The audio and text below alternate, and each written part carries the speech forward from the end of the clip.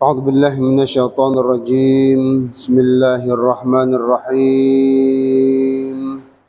السلام عليكم ورحمة الله وبركاته. الحمد لله رب العالمين وبه نستعين على أمور الدنيا والدين. نستعينه ونستغفره ونعوذ بالله من شرور أنفسنا ومن سيئات أعمالنا. اللهم صل وسلم وبارك على حبيبنا وسيدنا ومولانا محمد وعلى آله وأصحابه ومن تبعهم بإحسان إلى يوم الدين.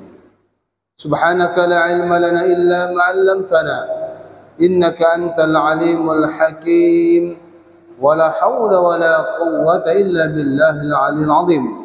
رب اشرح لي صدري ويسر لي أمري واحلل عقدة من لساني يفقه قولي. أما بعد. Hadirin wal hadirat jemaah Masjid Raya Darussalam dan pendengar setia Radio Dakwah Darussalam dimanapun berada, mudah-mudahan kita semua sama-sama dimuliakan dan dirahmati Allah Subhanahu wa taala. Amin ya rabbal alamin. Puji dan syukur kita serahkan kehadirat Allah SWT yang telah memberikan taufik, hidayah dan kesempatan kepada kita melaksanakan sholat zuhur berjamaah sambil kita mendengarkan taklim, kita niat thalabul ilmi, niat silaturahmi dan niat itikaf. Mudah-mudahan seluruh amal ibadah kita terima dan dibergandakan pahalanya. Salawat dan salam semoga tetap tercurah kepada baginda Rasulullah sallallahu alaihi wasallam, juga kepada keluarga beliau, para sahabat, para tabi'in, tabi'in ila yaumiddin, dengan ucapan Allahumma shalli ala sayyidina Muhammad wa ala alihi wa sahbihi ajma'in. Assalamu alayka ya Rasulullah. Baiklah, pada taklim zuhur kita pada kali ini kita akan membahas sedikit tentang fikih ibadah kurban. Ibadah kurban atau bisa dikatakan dengan udhiyah, ibadah udhiyah, Idul Adha, hari raya kurban. Apa itu udhiyah? Apa itu kurban? Kalau disebut kata-kata kurban itu dari kata qarraba yuqarribu kurbanan. Artinya kita ingin mendekatkan diri kepada Allah. Apa definisi dari kurban ini? Ibadah kurban adalah ibadah yang menyembelih hewan ternak yang memadai untuk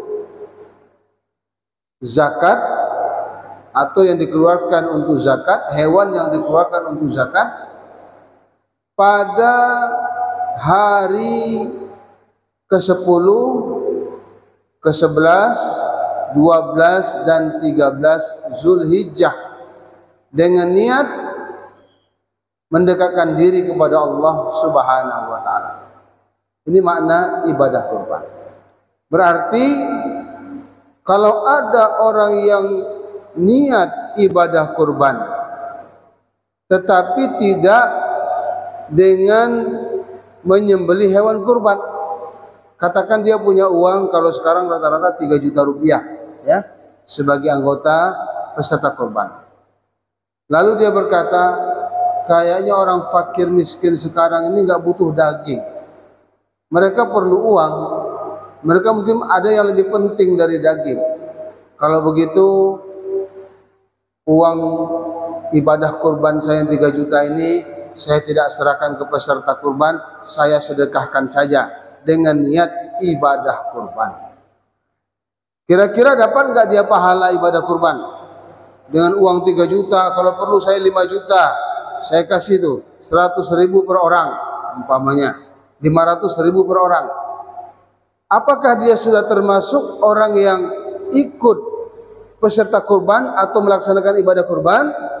Jawabannya tidak termasuk. Walaupun dia dapat pahala menyedekahkan uangnya yang 3 juta, 5 juta, 1 ekor sapi umpamanya, seharga 1 ekor sapi, tetapi dia tidak belikan hewan ternak, maka tidak mendapat ahsanu amala, amalan yang terbaik, amalan yang sangat dicintai oleh Allah di hari raya Idul Adha. Ini satu. Yang kedua, jadi agama ini nggak boleh menurut akal kita, ya, harus menurut aturan. Sami'na wa ata'na. Kenapa disuruh hewan korban? Ini hikmah dari Allah Subhanahu Wa Taala. Padahal kan uang, kadang kalau kita pikirkan orang lebih membutuhkan uang daripada daging kalau sekarang, ya. Mungkin dia perlu bayar sekolah anaknya, mungkin dia perlu beli makanan dan sebagainya. Tetapi dia tidak mendapatkan pahala yang ahabbu ilallah, amalan yang paling dicintai oleh Allah dan amalan yang paling besar pahalanya. Itu yang pertama. Dengan kata hewan korban tadi juga, bagaimana kalau seandainya seseorang berkurban dengan 1 ekor kuda? Dia punya peternakan kuda. Akhirnya dia bawa 1 ekor kuda ke Masjid Raya. Pak, saya mau menjadi peserta kurban. Tapi yang dibawanya kuda. Kira-kira memadai atau tidak? Syarat ibadah kurban itu harus hewan ternak. Pertanyaannya, apakah kuda termasuk hewan ternak? Termasuk hewan ternak. Apakah dia sudah berkaki 4? Ya, dia berkaki 4. Lalu kenapa nggak boleh? Jawabannya, karena kuda tidak termasuk hewan yang dizakatkan, ya. Yang dizakatkan itu hanya onta, kerbau atau sapi, kambing atau domba. Kuda, keledai, rusa, ya, apalagi namanya kijang, itu tidak termasuk hewan yang wajib dizakatkan. Berarti kuda nggak masuk. Walaupun kuda itu lebih mahal dari sapi umpamanya, ya, tapi karena tidak termasuk dalam definisi ini, maka tidak sah ibadah kurban. Kemudian yang ketiga, disembelih pada waktunya. Kapan waktu kita menyembelih ibadah kurban ini? Ya, kalau kita jamkanlah jam-jam 8, setengah 9 gitu ya. Artinya sekedar selesai sholat Idul Adha, selesai khutbah, ya, baru. Jadi kalau ada orang yang menyembelih hewan korbannya di malam Lebaran, wah, supaya kita besok makan enak, pulang dari masjid langsung makan. Gimana kalau kita sembelih aja sore ini, kita sembelih malam ini, ya? Menurut akalnya ya juga akhirnya disembelih. Maka ini jatuh kepada sedekah biasa saja, tidak termasuk ibadah kurban. Kenapa? Karena belum masuk waktunya. Masuk waktunya itu kapan? Setelah imam selesai khutbah dan selesai sholat 2 rakaat Idul Adha. Kemudian niatnya harus untuk ibadah kurban. Walaupun tadi hewannya sudah, waktunya sudah, kemudian juga bukan dia dengan uang gitu ya, tapi sayangnya niatnya untuk selain ibadah kurban. Seperti orang yang biasa menjual daging, dia beli sapi juga hari raya Idul Adha itu, beli kambing juga, dia sembelih juga, tapi dia sembelih untuk jagal, ya, untuk dijual. Maka ini juga tidak termasuk ibadah kurban. Harus semata-mata karena Allah, niatnya untuk ibadah kurban, ya. Bahkan hewan kurban itu nggak boleh kita jual. Jangankan dagingnya, kulitnya, kakinya pun nggak boleh dijual. Kalau kita jual, batal sudah, ya, pahala ibadah kurban. Tapi kalau kita jual, Pak Ustadz, kita terima dari masjid nih, dapat 2 bungkus, 3 bungkus, saya jual 1, itu tidak ada masalah. Bagi penerima silakan aja, mau semua mau dijual nggak salah. Yang tidak boleh itu peserta kurban. Orang yang berkurban, wah lumayan ini, kalau saya jual kepalanya bisa kembali modal sedikit. Ini berarti sudah menjual. Bahkan kulitnya pun ini banyak yang mau kulitnya nih, sudah batal ibadah kurbannya, hanya jatuh sedekah biasa saja. Ya, makanya hal-hal ini penting kita pelajari. Jangan sampai kita sudah beribadah, kita sudah berkorban, tapi tidak mendapatkan pahala yang sesuai yang diinginkan Allah Subhanahu wa Ta'ala. Baik, kita sekarang masuk kepada apa hukum ibadah kurban ini. Apakah dia wajib, apakah sunnah? Ya. Menurut mazhab Imam Hanafi atau mazhab Abu Hanifah, Imam Abu Hanifah, mazhab Hanafi mengatakan ibadah kurban ini hukumnya adalah wajib bagi yang mampu. Nanti akan kita sebutkan batas yang mampu itu bagaimana. Ya. Jadi menurut mereka ini wajib. Kalau tidak dilakukan berdosa. Apa dalilnya? Firman Allah dalam surah Al-Kautsar, a'udzubillahi minasyaitonirrajim, inna a'tainakal kautsar fasholli li rabbika wanhar inna syani'aka huwal abtar. Sesungguhnya kami, kata Allah, telah memberikan kepada engkau nikmat yang banyak, termasuk umat Islam juga.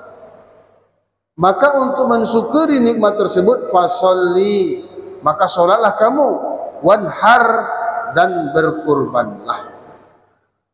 Sebagaimana perintah sholat di sini wajib, maka berkurban juga wajib.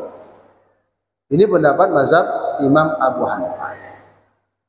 Kemudian juga di dalam hadis disebutkan, barang siapa yang sudah ada kemampuan untuk berkurban, kemudian dia tidak berkorban, maka janganlah dia mendekati tempat sholat kami.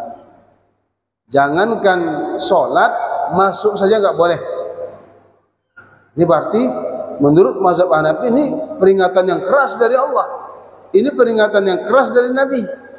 Berarti mereka mengambil kesimpulan hukum ibadah kurban itu wajib bagi yang mampu. Dan wajibnya bukan seumur hidup, sekali seumur hidup, wajib setiap tahun. Ya, kalau haji memang sekali seumur hidup. Tapi ibadah kurban sekali setahun, ibadah tahunan, ya. Karena ibadah itu ada ibadah tahunan, ada ibadah sekali seumur hidup, ada ibadah yang pekanan, ya, sekali sepekan, ada yang ibadah setiap hari, ya, seperti sholat 5 waktu. Nah, maka di sini menurut mazhab Imam Abu Hanifah hukumnya wajib. Menurut mazhab yang lain seperti mazhab Imam Syafi'i, Imam Hambali, mazhab Maliki, ya, hukum melaksanakan ibadah kurban adalah sunnah muakkadah. Apa makna sunnah muakkadah ini? Sunnah yang sangat dikuatkan, hampir kepada wajib. Kenapa? Karena Imam Syafi'i melihat ada satu hadis bahwasanya apabila sudah masuk bulan Zulhijjah, mana hadis? Kemudian di antara kamu ada yang berkeinginan untuk melaksanakan ibadah kurban, maka hendaklah dia menahan dari menggunting kuku, mencukur rambut, ya, sebagaimana hal-hal yang diharamkan bagi orang ihram. Kalau sudah ada niat, begitu masuk bulan Zulhijjah, stop, nggak boleh lagi menggunting kuku, nggak boleh lagi cukur rambut. Sampai kapan ini? Sampai dia menyembelih. Kalau sudah menyembelih, silakan. Nah, tahallul istilahnya. Maka berdasarkan hadis ini, barang siapa yang berkeinginan, maka kata-kata berkeinginan di sini menandakan ibadah kurban itu tidak wajib. Karena kalau wajib, tidak ada ingin atau tidak ingin, suka atau tidak suka, itu wajib dilakukan. Maka berdasarkan barang siapa yang berkeinginan, maka inilah dalil yang mengatakan ibadah kurban itu tidak sampai kepada wajib, walaupun pahalanya sangat luar biasa, ya, walaupun nanti tekanan-tekanan terhadap perintahnya sangat keras, tapi tidak sampai kepada yang wajib. Kira-kira kita mau milih yang mana nih? Pendapat yang mengatakan wajib atau sunnah muakkadah? Kalau diam berarti memilih sunnah muakkadah kayaknya. Ya. Baik. Kemudian kita lihat dari segi hukum. Di sini ada hal-hal seperti hadis dari Ali, qal amarani Rasulullah SAW an aquma ala. Diriwayatkan dari Ali bin Abi Thalib, ia berkata Rasulullah SAW menugaskan saya mengurus kurbannya dan membagi-bagikan dagingnya, kulit dan bagian lainnya kepada fakir miskin, dan saya tidak boleh memberi apapun dari hewan kurban itu kepada penyembelihnya. Ini tata cara masalah pembagian hewan kurban. Ya. Maka hewan kurban yang sudah dikumpulkan itu, atau kalau kita sendiri yang menyembelih dan memotongnya, mengumpulkannya, maka ini yang paling abdul itu dibagi tiga. Dibagi tiga, yang satu bagian untuk kita, satu bagian untuk tetangga, dan satu bagian untuk kaum muslimin secara umum, baik orang kaya atau orang miskin. Ya, karena enggak sama dengan zakat. Kalau zakat itu hanya kepada fakir miskin. Kalau kita berikan kepada orang kaya, tidak sah zakat kita. Kalau ibadah kurban umum, ya, maka ibadah kurban ini sangat besar, ya, pengaruhnya. Ibadah kurban ini memberikan sugesti kepada orang kaya, diberikan, akhirnya tahun depan dia menjadi peserta kurban, ya, karena sugesti tadi. Dan hari raya yang terbesar dalam Islam bukan Idul Fitri. Hari raya yang terbesar itu sebenarnya hari raya Idul Adha. Di situ kita merayakan semuanya, berbahagia semuanya, bukan kepada fakir miskin saja. Maka mengenai ibadah kurban ini, ya, masalah pembagian kalau sudah kita serahkan kepada panitia, maka kita terimalah apa yang dibagikan panitia. Barangkali panitia melihat jumlah fakir miskin, jumlah masyarakat yang membutuhkan banyak sekali. Jadi kalau kita nggak dapat pun sepertiga, jangan komplain. Ya, ini panitia kenapa ini? Kan yang paling abdul itu peserta korban mendapat sepertiga. Ya, nah, kita ikhlaskan saja.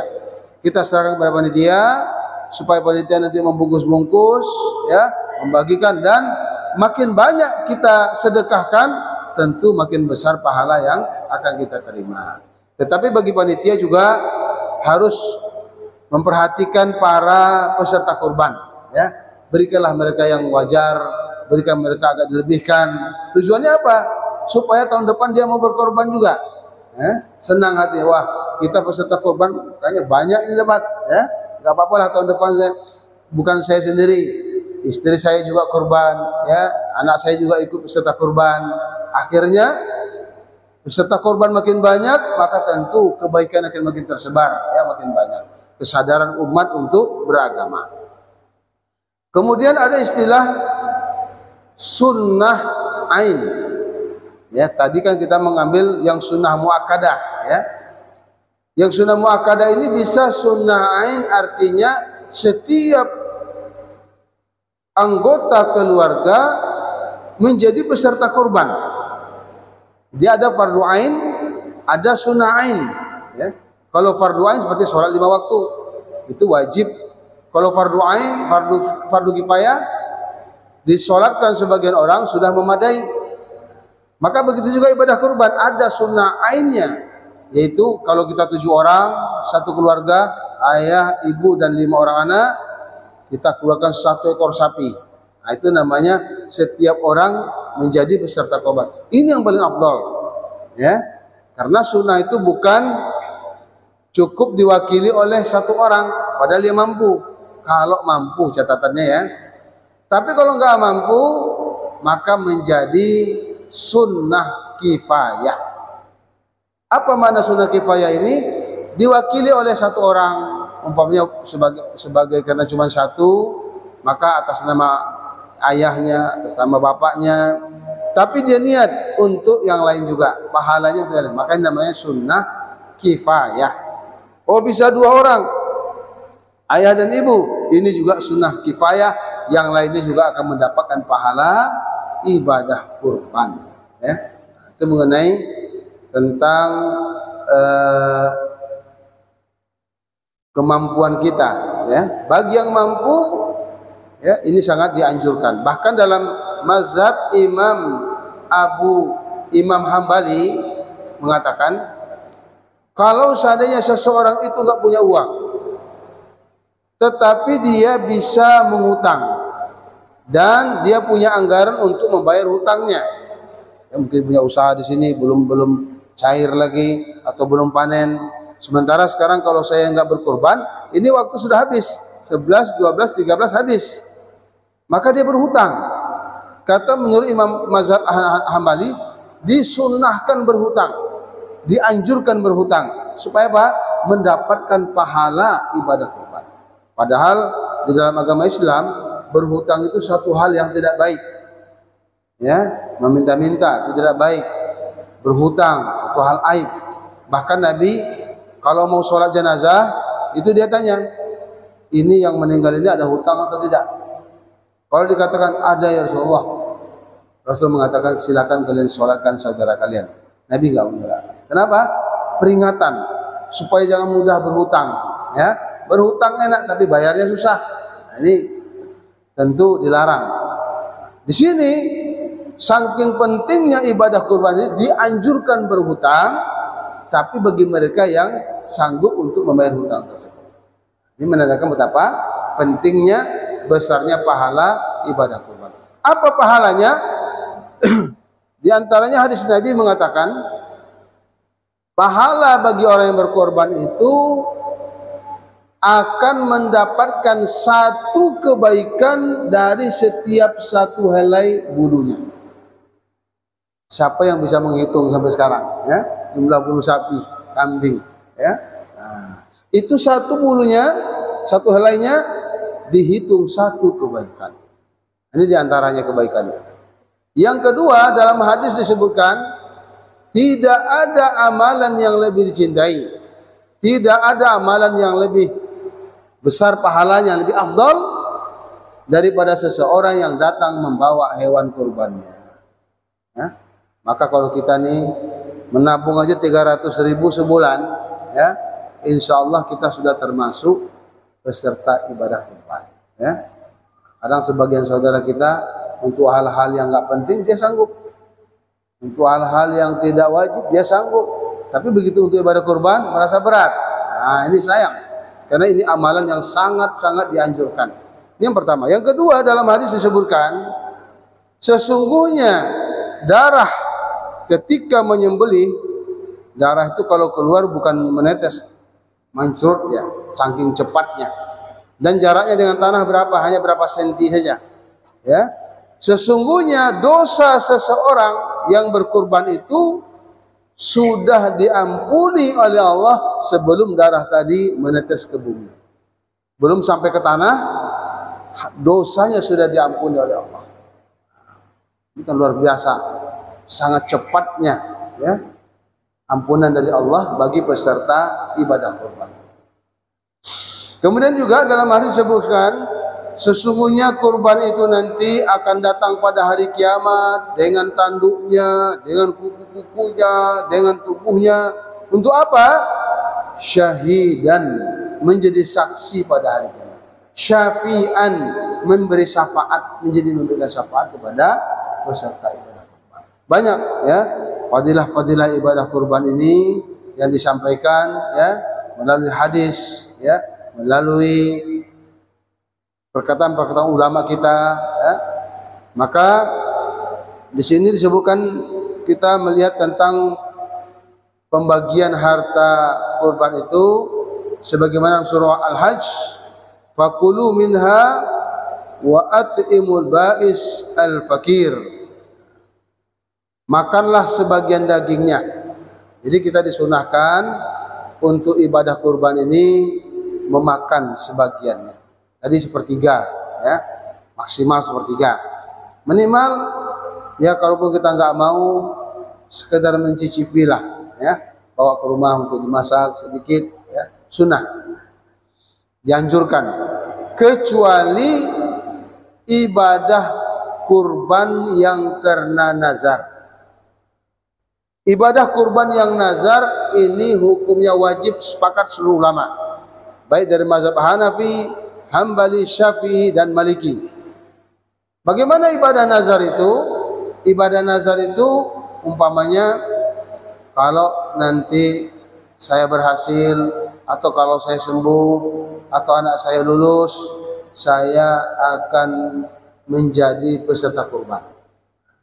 Tahu-tahu dia sembuh, yang dia nazarkan dikabulkan Allah, maka wajib dia menjadi peserta kurban. Ini namanya ibadah nazar kurban. Apa konsekuensinya? Bagi mereka yang nazar kurban, tidak boleh memakan daging tersebut. Ya, jadi kalau panitia yang bijak, oh Pak, ini nazar Pak, iya Pak. Kalau nazar itu dagingnya diasingkan, pisahkan. Nanti yang diberikan kepada orang yang bernazar itu daging dari sapi yang lain, ya, supaya dia juga mencicipi. Kalau diberikan dari sapinya tadi atau bercampur, ini nanti syubhat. Apalagi jelas-jelas itu hewan kurban nazarnya haram, ya. Maka di sini itu pembagian yang pertama. Kalau nazar biasa itu boleh dibuat. Yang kedua, nazar kurban tidak boleh diberikan kepada non muslim. Umpamanya di satu tempat itu ibadah kurbannya banyak sekali, tapi di situ yang tinggal hanya korban nazar. Korban yang biasa, hewan korban biasa sudah habis. Maka yang nazar ini tidak boleh diberikan kepada saudara kita yang non muslim. Yang boleh itu yang nazar biasa, yang bukan nazar, yang kurban biasa itu silakan. Oh, tetangga kita tuh non muslim, kelihatannya baik, kelihatannya dia ada semacam mau dapat hidayah, berikan, ya tidak masalah, ya. Karena Islam ini rahmatan lil alamin. Tetapi tentu diutamakan dulu saudara-saudara kita yang fakir miskin, ya. Utamakan dulu semua. Oh, ternyata masih banyak, tidak apa-apa panitia berikan sana, ya. Pada tetangga yang non muslim boleh, ya. Tapi jangan nazar yang ibadah kurban yang nazar. Baik. Sekarang kita lihat lagi yang kedua. Yang kedua itu diberikan kepada tetangga kita. Karena hak tetangga, kata dinasihatkan Nabi kepada oleh Malaikat Jibril, tetangga itu seolah-olah yang akan mewarisi kita. Kalau kita terjadi sesuatu, yang membantu kita bukan saudara kita yang di tempat jauh, tetangga dulu yang membantu. Maka kita perlu, man kana yu'minu billahi wal yawmil akhir falyukrim jarahu. Barang siapa yang beriman kepada Allah dan hari akhir, muliakan tetangganya. Hak tetangga diutamakan. Kemudian yang ketiga, saya jelaskan adalah untuk kaum muslimin secara umum, ya, baik yang orang kaya, ya, ataupun mungkin tetangga yang jauh, silakan, ya. Baik. Kemudian di sini ada sedikit pembahasan. Rasulullah bersabda, janganlah kamu jual daging dan denda bagi haji dan daging kurban. Makanlah dan sedekahkanlah dagingnya itu, dan ambillah manfaat kulitnya, dan jangan kamu jual kulitnya. Ini bagi peserta kurban, ya. Bagi peserta kurban, maka jangan ada unsur bisnis di dalamnya. Hal-hal yang sudah kita sedekahkan, hal-hal yang sudah kita serahkan kepada Allah, jangan ada lagi niat untuk mengambil keuntungan di sana. Oh, kepalanya saya nggak suka, saya jual saja. Kulitnya saya nggak bisa ngolah, saya jual saja, kan lumayan. Ya, kembali modal. Nah, ini tidak boleh, haram hukumnya, ya. Baik, ini beberapa hal tentang masalah ibadah kurban, ya. Mudah-mudahan tahun yang mulia ini kita diberikan kemudahan oleh Allah Subhanahu wa taala, kita diberikan taufik untuk ikut dalam ibadah yang sangat mulia ini, karena kita nggak tahu tahun depan apakah kita masih hidup, apakah kita masih punya uang, kita nggak tahu. Maka di sini Allah menguji kita, liyabluwakum ayyukum ahsanu amala. Terima kasih atas segala perhatian, mohon maaf atas segala kekurangan. Mari kita akhiri kajian kita dengan membaca doa ya. Semoga dengan doa ini Allah kabulkan hajat-hajat kita, Allah mudahkan urusan kita, selamatkan negara kita ya, dijauhkan dari bala, bencana dan musibah. Amin ya rabbal alamin. Ila hadiniyah wa ila kulli niyatin salihah wa ila hadratin Nabi sallallahu alaihi wasallam. Al-Fatihah.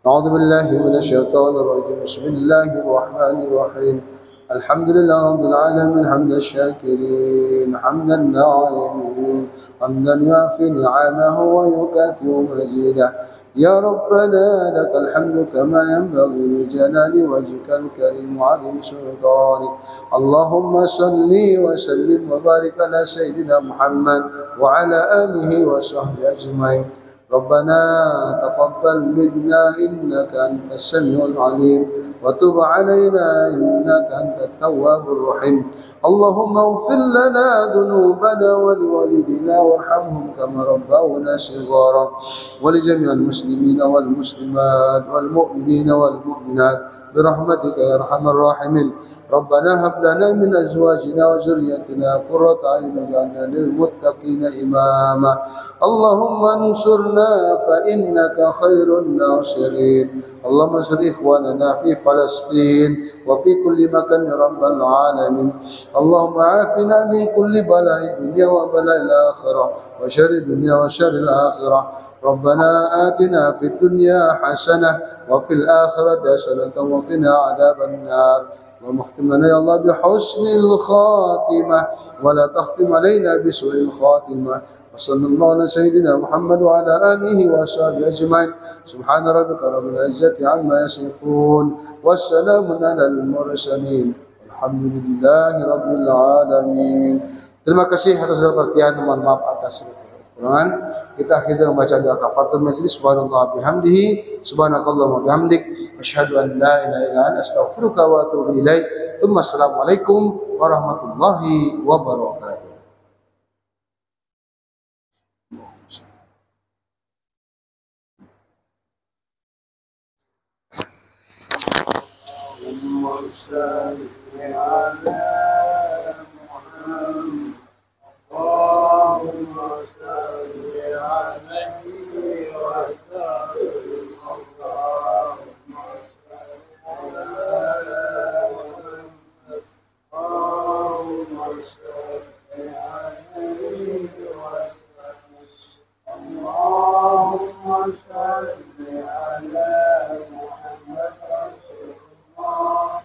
Ya Rabbi